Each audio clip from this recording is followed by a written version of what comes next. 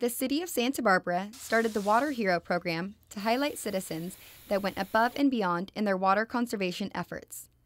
The goal is for these water-conscious individuals to serve as an example for other residents and help the entire community work to save water together.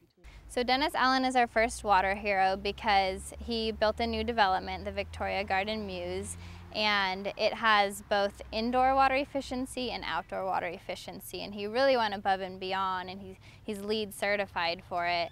And indoor, they're using hardly any water. I mean, we do look at their water bills. And outdoors, they use a rainwater catchment system so that they aren't using any city water at all. So their landscaping is really just based off of the rainwater they collect on the site. And they also use natives. So the native plants are adapted to this climate and they don't need a lot of supplemental water. And when they do have veggie gardens and things that aren't exactly native, they just use rainwater for that.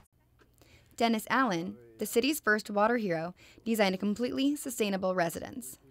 As a homeowner, I was very interested in, I've been looking at my carbon footprint for probably 6 or 7 years. There are these different programs on the internet that you can look at, and the average American, I think, requires 25 acres to sustain the lifestyle. That's an average, of course, and yet in terms of what's available on the planet, there's about 4 acres for each person that currently inhabits the planet.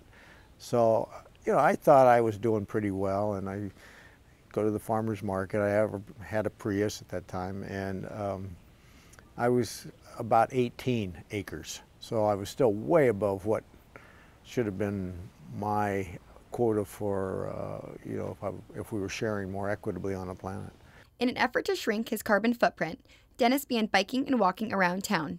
He then hired architect Dennis Thompson to design the most sustainable residence possible. Instead of living up in the mountains, they could walk almost everywhere and be part of a city environment. I think moving from the mountains, he didn't want to give up his amenities of the outdoor world, so having an outdoor space like we have here today was essential for him. What was exciting about this project was that this group of friends wanted to do something very ambitious, both socially and environmentally, in the heart of Santa Barbara. So it was exciting to me to be able to do that in a fairly substantial building, but with a number of cutting edge and experimental features in it. With such ambitious goals, Thompson worked to make Victoria Garden Mews LEED Platinum certified, one of the first residential buildings in the country to achieve this rating. Each step of the way you have to be designing for energy conservation, water conservation, efficiency in general in use of materials, using locally grown materials, recycled materials, and all of that has to be documented down to the foot, the pound, so very carefully. So it's a challenging process. It's what you do if you want to have a third-party verification of really having a green building. But what did Dennis Allen do that was so sustainable? Indoors, he installed dual-flush toilets, low-flow shower heads, and water-saving appliances. And the building is also extremely good at conserving energy, utilizing LED lighting and super-efficient appliances.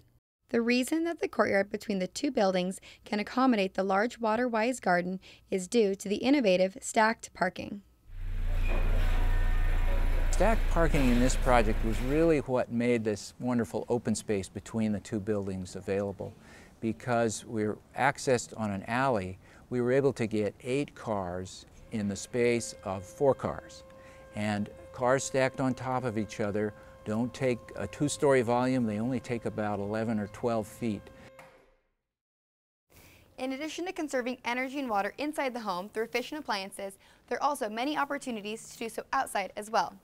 Through use of native plants, subsurface irrigation, and a water bladder, and with the help of Grace Design Associates, Dennis Allen was able to create a perfectly sustainable garden. Here at Victoria Garden Mews, we knew that we would be able to capture a certain amount of water. And so the question was, how much water would we be able to capture? In Southern California, where we get our rains, 2, 3, 5 storms, or not at all, the question is, how much can you store? A common way that a rainwater harvesting system is done is you collect water from rain, and then when you draw water down, this city water comes in and fills that up. We didn't want to do that. We want to actually draw this down and have as much reservoir as possible for any rain that came. One way Margie Grace ensured this project positively affected the local environment was through the use of native plants. We have native and non-native pollinators in our area, and we want to really support the native ones because they're the ones that we can count on. They're the ones that co-evolved with our particular environment, our particular set of, weather circumstances and plants. So for us, bringing natives in have to do with bring the native pollinators, provide native food for native species, and also it automatically gives you, from the aesthetic point of view, a sense of place. You're clearly in Southern California if you have plants that only are growing in Southern California in your garden. We selected for drought tolerance and for being native to the area, but selected to invite butterflies and bees and other insects that just create a dynamic, fun, alive garden. And native plants not only look good, they also use a lot less water. That means less maintenance. It means less time doing things that maybe you don't enjoy doing. It also means the opportunity to have more of the components of our native biome supported by what you're doing. A lawn typically takes the biggest toll on a home's water bill. However, Dennis felt that a lawn was a necessity. UC Verde buffalo grass, which uses less than half the water of a typical grass, was the perfect fit. It also requires a lot less maintenance. It spreads, but it doesn't root unless it hits wet ground. So it's not like other stoloniferous or warm season grasses where if you don't edge it hard, you have to bring in a lot of maintenance or it's going to spread and take over all the beds. It's a lush lawn. We only, I think, have mowed it once, and so probably 1 or 2 mowings a year is all it's going to take. But low water using plants and grass were not enough for Dennis Allen. He also installed a subsurface irrigation system which allows for more effective water distribution. He uses this system to water the lawn and all the fruit trees at his home, while using significantly less water than a traditional watering system. Although Dennis Allen did an extraordinary job at conserving water around his home, there are many smaller ways you can help to conserve water too. There's an amazing resource right here in Santa Barbara that could be a first step in making your garden more sustainable. Clearly the Allen's garden is pretty inspiring, but how can you find water-conserving plants? I am here at Alice Keck Park Memorial Garden, which has a special section on low water-using plants. What's unique about this park, though, is there's a plant directory, so you can view various plants, decide what appeals to you, and then purchase them at the local nursery. In addition to purchasing low water-using plants, your watering system can help conserve water and save money. The bulk of your savings is going to be found outdoors because that's where most people use most of their water is outdoors in the landscape.